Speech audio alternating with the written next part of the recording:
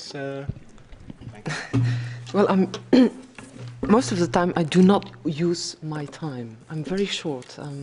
It's not very typical for a politician, but and I'll try to do that as well, because I just want to share one central issue with you.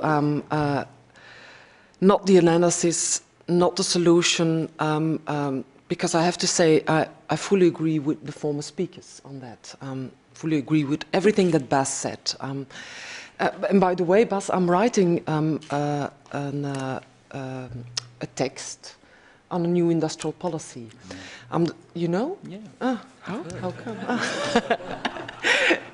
And that's because I'm the type of politician that needs concept papers to frame my own work. I'm in the environment, but also in the industry and energy committee in this parliament. And in that sense, I'm doing discussions and talks with trade unions, with all sorts of employers' organizations, but also with a lot of CEOs from different companies. And I had a very interesting discussion with the CEO of Tessenderlo Chemie, which is a multinational chemical company. And I must say, in every discussion I have, we tend to agree a lot. Most of the time, we agree where we have to go to. 100% renewable energy by 2050. They agree.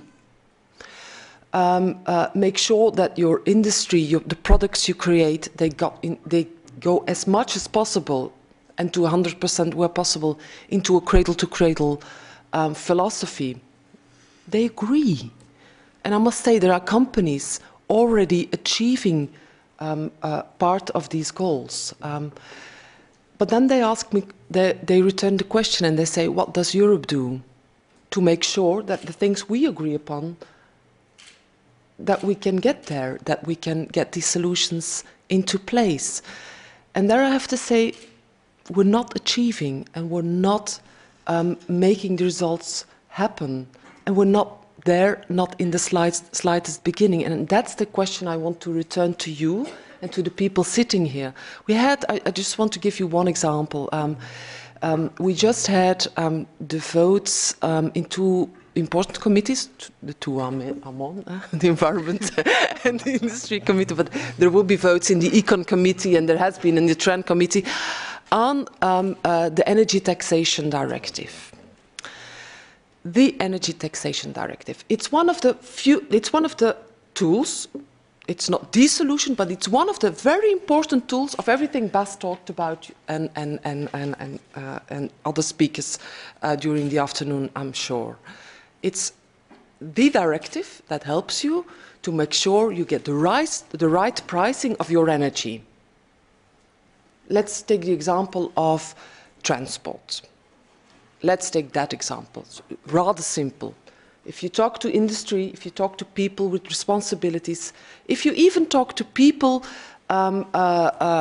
in different political groups in this parliament, we tend to agree on the fact that the best transport is the transport that doesn't exist. So that you make sure that you get as much as local production as possible. And then try to get it on shipment, and you know the multimodal. How does it called? Multimodal model. Modality. You know what I mean? Huh? You have the multimodal model in Dutch. Well, whatever. You know what I mean. So we all agree upon that. I don't know a single person with responsibility who disagrees on that. But if you then have to make sure that you get the right energy taxation on that, nobody agrees. And on top of that, all the people that do agree on the general guidelines, they are starting to write me letters, and Bas and other people, that I'm getting it totally wrong. For instance, I want to abolish the commercial diesel. I'm from Belgium. We do have commercial diesel in our country. I think it's horrible to have commercial diesel. It's absolutely in contradiction in everything we believe in. But then all these same people and their organizations, they started to write me letters. I think we have a lot of problems. But the left in Europe, of course, is not in power. But even within the left, we have huge discussions how to manage that. I have huge discussions within my political group on the commercial diesel, on the fact whether households should be in the directive or not. Interesting, no? Although we do agree on the general guidelines. And I think what the problem is that we didn't convince the people of our general guidelines. They're not with us when we talk about energy efficiency. They're not with us when we talk about real good taxations. They're not with us in what we regard as a view on future prosperity. And I think that's where we should look to and what we should do.